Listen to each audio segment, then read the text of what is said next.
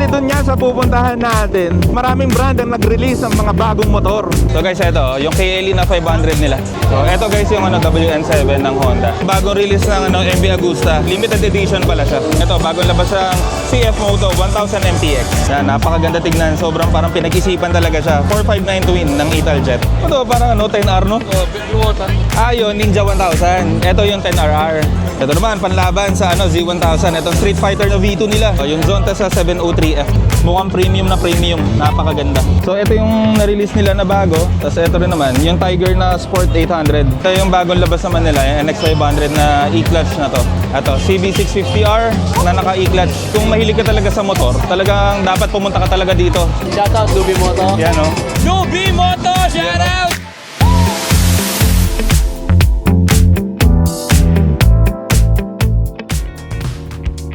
What is up guys? Dubi Moto here. Another day, another ride. For today's episode, samahan nyo kami dahil pupunta tayo sa pinakamalaking motorcycle event na ginaganap taon-taon, ang Makina Moto Expo 2026. Tignan natin ang mga latest sa motor, bagong gears, accessories at madami pang iba. Kaya kung mahilig ka sa motor, sigurado mag-e-enjoy ka sa event na to. So tara, Makina Moto 2026. Let's go! So yun guys, rolling na tayo. Papunta tayo dun sa may Makina Moto Expo. Pero may mga susunduin pa kami o may mga dadaanan pa kami na mga kasama namin. Time check tayo, 9:30. So ilan ba kami? 1, 2, 3, 4, 5, 6, 7, 8 kami babiyahe papunta ng SMX galing dito sa Las Piñas. Sir Ralph. So yun na guys, Cavitex na tayo. Yun nga no, ang problema pag ganitong oras, medyo mainit na dahil summer na. Pero medyo good thing na to dahil mas mahirap para sa akin pag naulan. Pag maaraw naman, yun lang, dapat takbo ka lang ng takbo. So the more na titigil tayo, medyo mahirap dahil sobrang init. Lalo na pag naka-jacket tayo, naka-gear, nakakapagod. Yan, takbong pogi lang tayo. Malapit lang naman tayo, doon lang tayo pupunta sa SMX, sa may MOA. Bali doon nga sa pupuntahan natin, maraming brand ang nag-release ng mga bagong motor. Unang-una, mga nakita ko, mga CF Moto, parang tatlo yata yung nilabas nila. MV Agusta, yung Super Veloce na 1000. Doon sa CF Moto pala, ang nakita ko na maganda nila doon is yung 1000 MTX nila na pang off-road na 1000cc liter bike nila. Tapos sa Zontes, alam ko parang may bagong Zontes 400. Tapos meron ding Zontes na 150cc. So lahat yan makikita natin mamaya. Pati dito sa may Honda, naglabas din ang Honda ng NX500 na e-clutch, pati yung 650 na e-clutch. Kaya lahat yan makikita natin. Kasabay pa nun, bagong gear, mga bagong labas sa gear, bagong labas sa brand ng gulong. Kaya magiging maganda tong biyahe natin. Kung mahilig ka nga sa motor, tsak magugustuhan mo talaga tong biyahe natin, no, event natin. Dito rin pala sa biyahe natin, no, ang gagawin namin is suporta tayo sa Reso Intercom dahil dito sa grupo namin halos lahat kami naka-Reso Intercom na. So sa Reso no, mabilisan lang, merong available sila na Pilot Pro which is yung unlimited range. Dati bumiyahe kami, nagpunta kami sa Apari, nung nag-North Loop kami, yung mga tropa nga namin na nandito sa Manila is nagkakarinig ano, nagkakausap pa rin kami. So pangalawa naman yung Neo namin which is ang kaya naman niya is mesh. So ang mesh natin is kaya siya mga 2.5 kilometers. So pangatlo naman, ang release ngayon na bago ng Reso is yung Reso Lite. Ibig sabihin, pang OBR lang siya mostly kasi pang ano siya ano lang siya, Bluetooth. Yun, Bluetooth. Ang Bluetooth, siguro max na distance na dyan na magkoconnect kayo mga 1 kilometer lang. Unlike dun sa mesh, 2.5 kilometers. So yun, titignan natin no. Kasi baka kumuha din ako ng Lite. Dahil nga kung nanonood kayo sa channel natin, pagkasama ko yung OBR ko is hindi kami nagkakausap, hindi kami nagkakarinigan. So tamang sigawan kami sa ride. Dahil nung nagpalit ako ng Reso, parang hindi na nagana yung intercom niya sa Bluetooth, hindi nagko-connect. Siguro hindi compatible yung Bluetooth nila. So ayun, tignan natin kung mapapabili tayo, kung mabubudol tayo mamaya. Yan, bali guys, nagdatingin na yung mga ibang kasama natin, no? Ano? Birthday mo ngayon? Happy birthday! Yan, bali tuloy na tayo. Punta na tayo dun sa MOA, sa SMX. So punta lang kami dun sa may parking lot. Mas maganda kasi mag-park sa loob eh. Mas safe yung motor kaysa dito sa labas. Oo, na nakakahilo.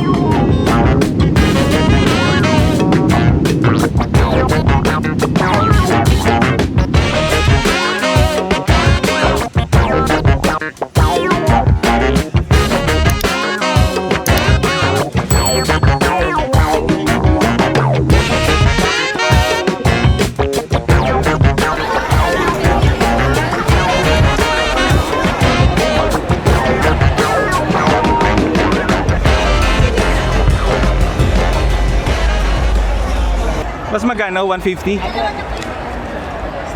Ay. Ayan, thank you. Ayan, yan yung kailangan. So, stampan kayo. Ito yung bracelet ha. Ay, yung bracelet ba? Okay. Pwede ka nang maglabas-pasok. Dalhin yung helmet. Anong gagawin? I-deposit daw doon. Saan yan, ano? Saan?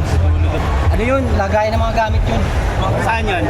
So bale ngayon, ang gagawin namin, iiwanan na lang namin yung helmet namin, pero hindi pa namin alam kung saan eh. Ganda pa ako dyan. Siyempre ate. Baka hindi ako maganda dyan ha. So yung pagka-deposito natin ng helmet, meron tayong number dito, tapos may resibo. Yan, bali guys, ito pala yung mga mangyayari ngayon. So anong oras na ba? Mag-11, so may mga ano pa yung Triumph, Bristol, Kobe, pero yun, tingnan natin kung ano na lang mangyayari. Okay na, okay na. So guys, yan, papasok na tayo. Medyo maraming tao. Last day pala nila ngayon. And kaya medyo dumog yung tao. Tsaka Sunday eh. Ay, hello po. Morning po. So yun nga guys, ang titignan natin dito, yung mga bagong release sila ng motor. Pati yung mga gears nila. So titignan natin kung mabubudol tayo ngayon dito. Yan, ito guys, so Kawasaki. So nandito yung ano nila, KLE 500. So tignan natin. Daanan natin mabilis. So guys, ito, yung KLE na 500 nila, na pang off-road. Ganda, ganda rin. Ganda na itsuro. Oh. Tapos ito naman guys, yung dito sa may Honda, yung pinaka bago nila na nirelease na motor dito, yung electric bike nila. Itong Honda WN7. Yan. Pogi din eh. Oh. So ito guys yung ano, WN7 ng Honda. Electric bike siya. Ganda. So guys, pinagbawalan tayo magtanong. Wala daw palang price. Baka mamaya pa daw nila i-release yung price. So yan, nakikita natin, no? Malapit na tayo sa Reso na booth. Sir, good morning po. Ay, nandiyan ka na pala. Yan, dito tayo sa booth ng Reso. Yan. So guys, ito yung sinasabi natin na bago nila, oh, yung Reso Light. Yan. Hello. So tignan pa natin kung ano yung mga makikita natin. Ito, alam ko yung ano, FKM, meron din silang bagong nirelease na motor. So mamaya silipin natin. Uy! So, yun o, Sir Ian, di ba? Yun o. Kakadating lang namin eh. Oo nga eh. Ano na, at mga araw na. Walang palya. Ito yung bago nila, yung light. Bluetooth yan. Yan yung pagkakomparable yan dun sa Tripcon mo, pero mas powerful. Magkano ulit? 6,000 plus. Tapos yung speakers niya mas maganda. Sa talaga? Kasi Bluetooth siya, mas in-optimize sa music. Yung battery life niya, mas matagal, no? Mga buttons niya mas laki. Okay, boss, go on. Limis. Oo nga, no? Mas clean yung design. Audio X is 45mm. Diba sa Pro? Pero ito yung Cardo Pack Pro. Oo. 45mm yun. Ito yung katapat. Okay. So pwede siya bilihin, parang upgrade lang. Okay, okay.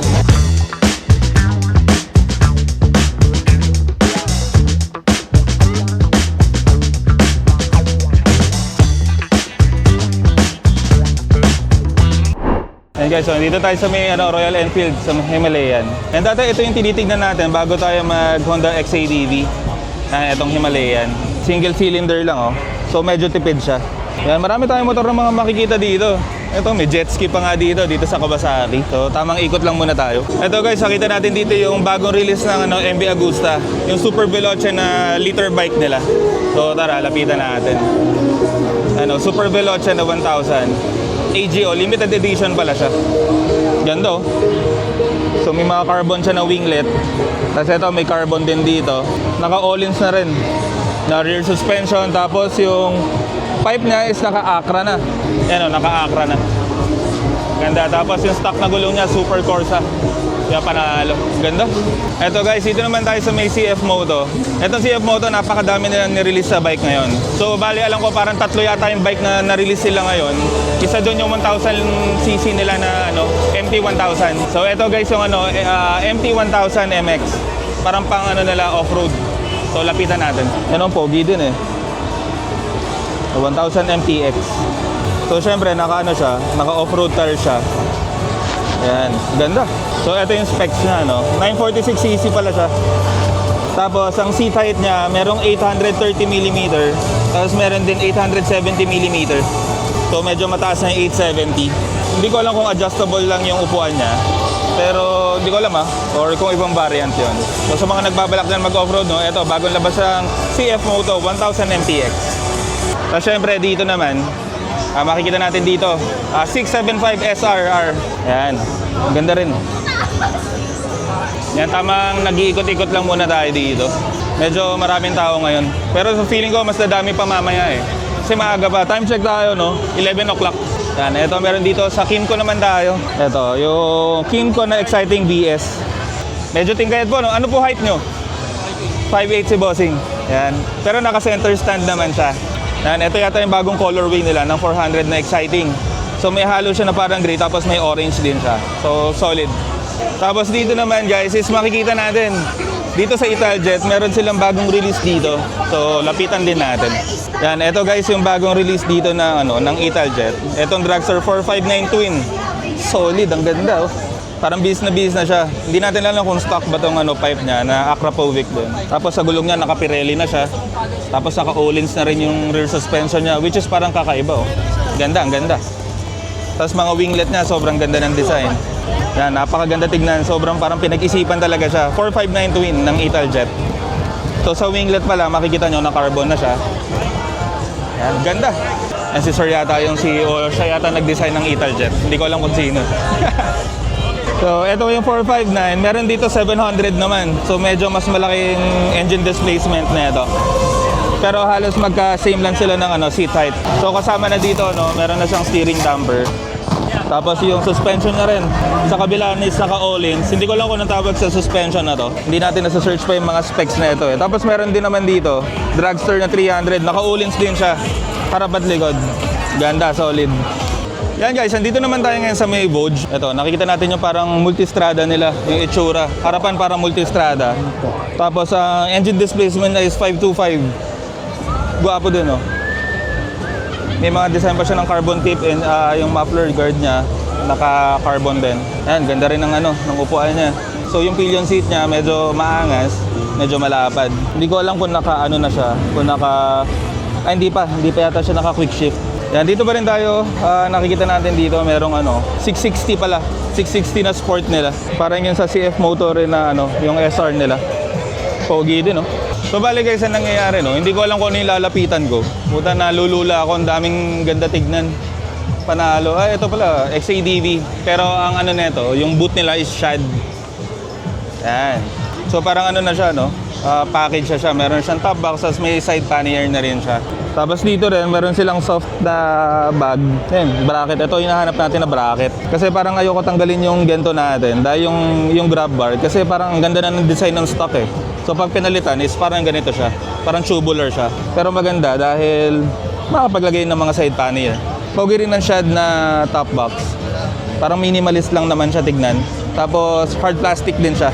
Pero feeling ko, hindi naman ako na maglalagay ng mga side pannier. Parang okay na ako dun sa setup natin. So yun yan, mabalik tayo. Hindi ko alam kung yung mga titignan natin. Napakadami dito. Dito sa may Motor World din, daming tao. Ayan, daming tao dito. Usually merong LS2, may Shoei. Ito, may SMK. Meron din studs. Dito naman, intercom naman dito sa Freedgon. So parang ito yung ng reso natin. Dito naman tayo sa may booth ng SYM. Actually dati guys, dito ako natuto magmotor. Sa motor namin, yung 200 ng SYM dati, parang bata pa ako noon. So parang ang pinagkaiba lang, naging modern lang yung design niya. So medyo maganda. Medyo maganda yung kinalabasan nila ngayon. So nag-upgrade pa rin sila ng looks. So mostly naman ng SYM, mga scooter yan eh. Tulad na ito, 300cc lang nila na 1 cylinder. Ang tawag sa kanya is Cruisim 300. Yan, pogi din eh ito. Pero guys, alam nyo, hindi naman sa ang problema namin sa SYM dati, pero dati pa naman, hindi ko lang kung ngayon okay na. Yung parts, kasi parang carb type dati yung SYM 200 namin. Nahirapan kami maghanap ng pamalit ng carb niya. So feeling ko naman okay na sila sa parts ngayon. So dito naman sa FKM, ito nasa meta sila. Feeling ko ito yung bagong release nila. Ang tawag dito is FKM na Venture 400. Tapos dito naman is FKM na 188. So ito yung mga pang-ano nila sa mga ADV na 160. So para nakikita natin, meron siyang front camera. So sigurado, meron ding rear camera yan. Kasi ito naman, hindi ko alam kung kasama na yung crash guard, kung stock ba siya. Meron din aux light na kasama. So yun, may libre pa tayong pakabi dito sa Reso. Solid. Guys, yun nyo, yung Reso na intercom natin is nilublob na sa tubig, panis. Gano'n kaya katagal pwede yan dyan? Kanina pa? Ayun oh, nakalublob lang oh. So pwede siyang ano, ilubog sa tubig. Ah, nakakonect pa. Talaga? So pag nalaglag ka pala bossing sa ilog, pwede pa.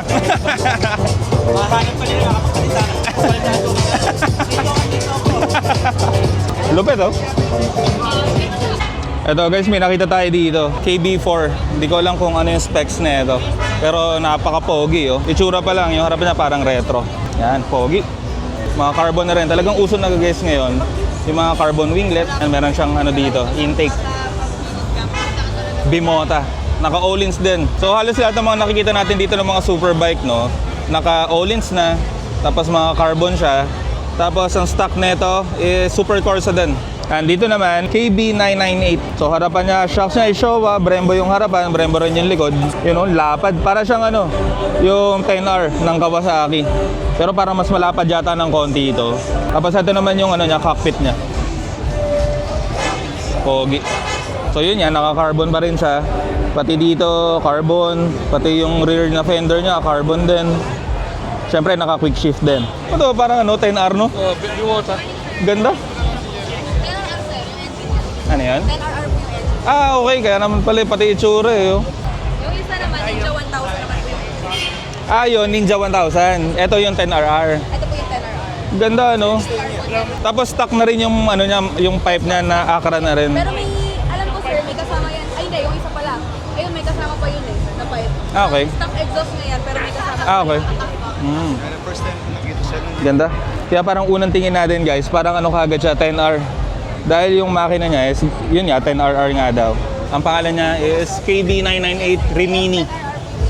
Ayan. Nandito naman tayo sa may Ducati. Ito, hyper-motored 698. Ayan, napakagandang motor. Ayan, mga pang-offroad nila to. Yun, no? Ganda. Pero yun nga lang, medyo pricey lang talaga ang Ducati. Pero wala kang masasabi dyan, Ducati. Dito naman, yung Desmo MX nila na 450 ng Ducati din. Pan-trail nila to, trail bike nila. So wala siyang center stand, wala rin siyang side stand. Napaka-pogi. 450 Desmo MX.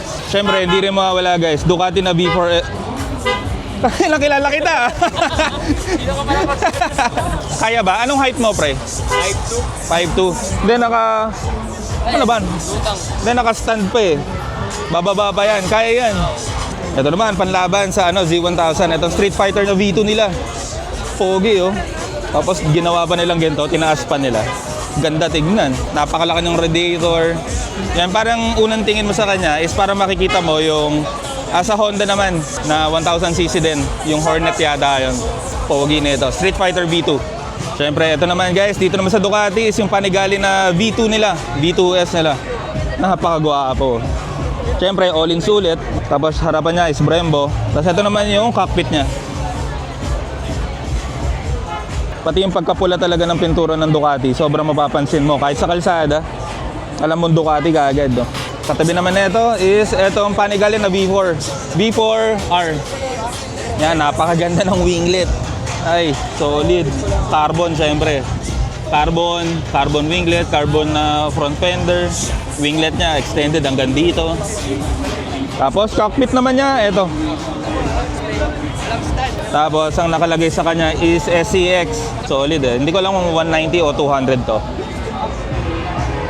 So guys, dito naman tayo sa may booth ng Suzuki. So ito yata yung bagong labas sila na V-Strom 160. Yan, so may dalawa siyang pagpipilian na kulay. Merong solid na yellow, pati pearl black. Yan, check natin. So ito yon. Mukha siya magaan. Yan, may ABS syempre. Tapos yung gulong naman niya is dual na rin, dual sport. Kasi ito naman yung isang kulay, yung pearl black. So may halo siya na blue na accent sa gitna. V-Strom 160. So pag nabihisan ninyo, no, so meron siyang pannier dito, tapos may top box na rin. Gentong ayos lang, panalo na. Ganda. Ito naman sa Suzuki, yung Gixxer na SF nila. Pwede mo itong pang-banking. Solid din. Eto guys, naka-attend tayo nung lunch na itong BRZ na 4S. So alam ko dalawa to. 4SM ito. Kasi naman yung 4S. So ang 4SM is road ready siya. Ito naman sa 4S is parang ano na, trail ready siya. Halos pareho lang naman siya. Yan, cockpit naman niya ito. Yan. Siyempre hindi mawawala naman dito sa Suzuki itong V-Strom na DE. So yung dilaw, kitang-kita siya. So pag nakakita kayo ng ganito sa kalsada, alam nyo V-Strom. gentong posturahan, gentong tindig, napakaganda. So katabi naman niya, no, yung GSX naman na GX. Parang ano siya, pantay niya yun dun sa may Yamaha na Tenere. Parang touring din siya, sport touring, panalo. Ito yung mga motor na mga hindi natin napagdaanan, guys. Hindi tayo masyado mahilig sa gento, pero ito, Lambretta X300. So X300 GT, single cylinder siya. Tapos meron siyang 275 na engine displacement. So una mapapansin natin, no, yung posturahan niya, napakaganda. So meron kayo ditong lalaganan ng grocery. Tapos sa upuan naman niya, sobrang ganda, sobrang lapad. Yan, ito naman yung Lambretta na G350. So same din, single cylinder din, 4-stroke. Pero meron siyang engine displacement na 330cc. Yan. Sold na pala to kay Sir Zach. Oh. Yan, katulad ng mga nakita natin doon kanina sa may Lambretta, dito naman tayo sa may Vespa. Yan, syempre dito merong Vespa Sprint. Hindi tayo masyado maalam dito eh. So lapitan na lang natin. So yun, medyo maraming tao. Pero may naririnig kasi ako dito, guys. So dito muna tayo sa may Zontes. So meron silang bagong nilabas dito. Itong 703. Tapos meron din ito yung 400 nila. So ito yung bagong nilabas dito sa may Bristol na Zontes. Itong 703RR pati 150X. Lapitan lang natin, no? Ganda na ito. Very good. So, not what? Mukha siya talaga XADV. Tapos ito naman, guys, yung Zontes na 703F nila. Pang adventure. Napaka-pogi, mukha siyang Gundam tignan. Ito, guys, marami tayong nakikita nito sa kalsada. Itong Bristol na ADX 180. So ito yung parang sa Honda na ADV 160 nila. Okay din, parang ganun din naman yung niya, yung itsura niya. Parang yung ADV ng Honda rin. So ito, nakita natin, para siyang yung CF Moto na 675RR. 450RR siya. Ng Cove pala. Ano ba? Cove? Hindi ko alam eh. So yan, ang daming display dito ng Bristol. Ito mukha yung R7 ng Yamaha. Pero siya, 703RR. Panalo. So ito naman, scooter nila, Zontes 400E. Solid din. Ganda. O katabi naman niya dito is 400M. So medyo futuristic yung itsura niya. Hindi ko alam kung parang intake to. Yan, ito, yung Zontes sa 703F nila. So ang spec niya is 3-cylinder, 12 valve, 699cc. So pwede siya pang adventure, no, dahil meron siyang 22 liters na fuel capacity. So hindi ka kukulangin dito. Tapos 700cc, medyo tipid na rin siya. So meron na rin siyang kasama dito na bracket na pang side pannier. Tapos may kasama na rin siguro, hindi ko lang kung stock to o kasama na to. Itong bracket naman niya pang top box. Napaka-pogi, mukhang macho. So ito naman yung sa niya, sa mga pindutan niya. Mukhang premium na premium. Napakaganda. Yan. So ito naman, itong mukhang bad boy tignan, napakaganda. Parang sobrang aerodynamic niya. So ang tawag sa kanya is 400K. So meron siyang single cylinder, 400cc na engine displacement. So mukha siyang yung sa Yamaha naman na para siyang T-Max or X-Max yata yun. Yan, panalo. So yun, guys, medyo ikot-ikot pa tayo dito. Medyo madudulo na natin eh. Hindi na natin, guys, sinasabi yung mga yung mga specs talaga nila. Tamang tingin lang tayo. Yan, ikot-ikot muna tayo dito. Yan, dito nadaanan natin yung Triumph naman. Marami silang nirelease na motor dito, parang dalawa yata yon. Yung Triumph nila na Tiger, pati yung Trident.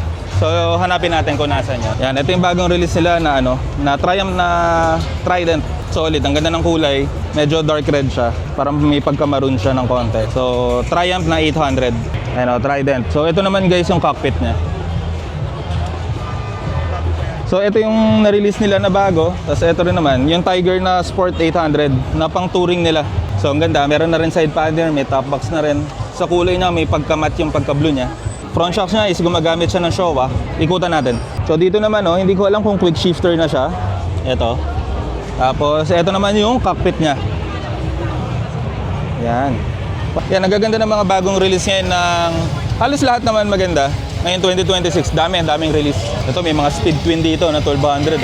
Ito, scrambler naman nila ng Triumph pa rin naman. Scrambler na 400cc. Ito naman, scrambler na 1200XE. Guys, dito naman tayo sa may boot naman ng ng Pirelli. So nakita natin dito, etong Scorpion. Yan, medyo pag nagpalit tayo siguro ng gulong ng XADV natin, baka ito ipalit natin. Scorpion Rally. Actually, para sa motor talaga natin 17. Yan, ganda niya. So maganda siya sa handling, yung grip pati yung stability niya. So pwede siyang pang street, tapos may traction din siya sa mga especially sa dirt roads.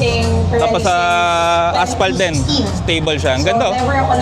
Yan, ganda na side profile din niya. Panalo. Dito tayo ngayon sa HGC naman at check tayo ng mga helmet sa Manila. Siyempre, laking HGC tayo. Ayun, ganda oh. Ito, pupogi na mga ano nila, na mga carbon na helmet nila, carbon fiber na helmet nila. Ito yung sinundan natin, ARPA 12. Halos kamukha rin nung sa atin.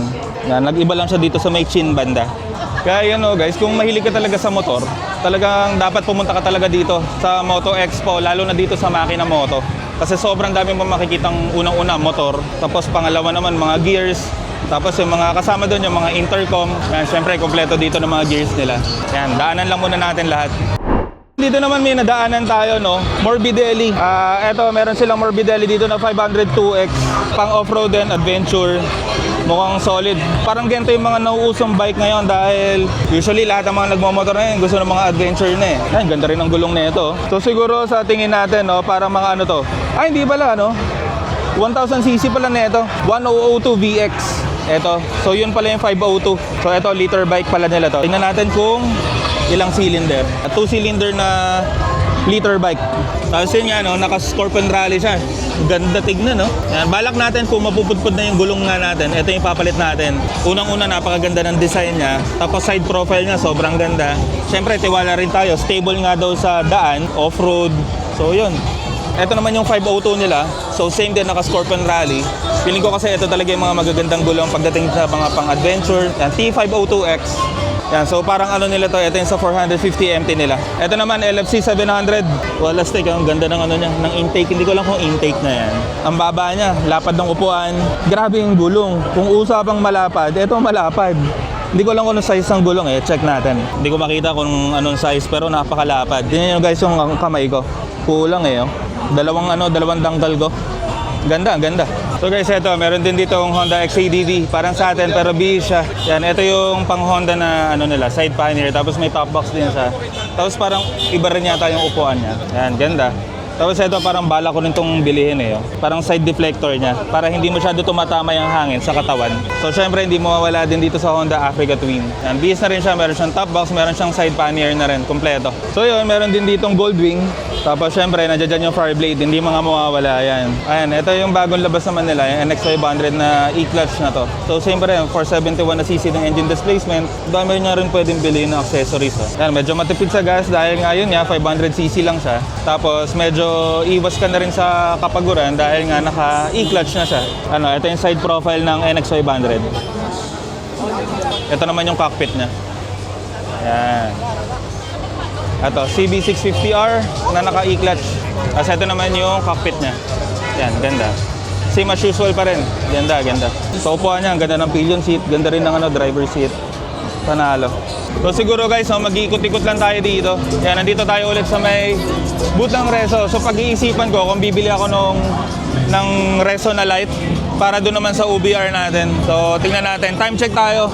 12 o'clock na, medyo gutom-gutom na. So bali guys, dito pala sa Reso, sa grupo namin parang 12 na yata yung bumili.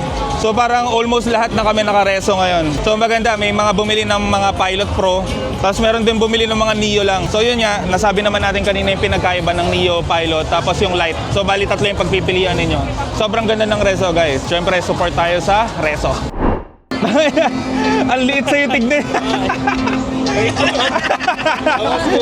Ang liit tignan sa'yo, Budek. Happy birthday. Yan, oh. Mga nabilihan ng mga bago ng Reso, mga nabudol, no? Budol. Reso. Ako nag-ride, sakit. Oo. Nakadidilig niyo kung yung pinag-usapan. Oo. Hindi kayo yung pulutan. May intermission eh. Budol na worth it yan. Yan, no? Pero pa simula. Pero okay lang. Oh. Ganda. Ganda, syempre, bagay. Automatic daw, graduate na ako. Oo. Automatic. Nasa 2 rides daw to. Kuya Boyet, ito na yung Reso mo ha. Yan. Tumakbo. Nasaan na si Kuya Boyet? Ito, nalikod tayo. Wala. Hanapin natin. Ano naman yun eh? Nahuli ko din. Nakapili. Nakita ko doon si Chris. Kunyari jacket. Budol. Ayun, nakareso na si Kuya Boyet. Congrats, Kuya Boyet. Yun. Kailangan pa ng sa pilitan eh.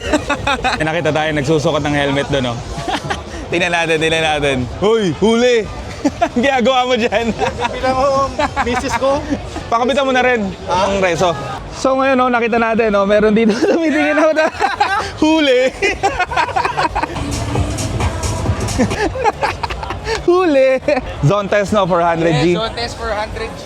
Kasi naiingit ako sa XADV kasi ni Dubi mo. Kaya napapatingin ako. Parang relax na sa relax kasi siya. Oo naman.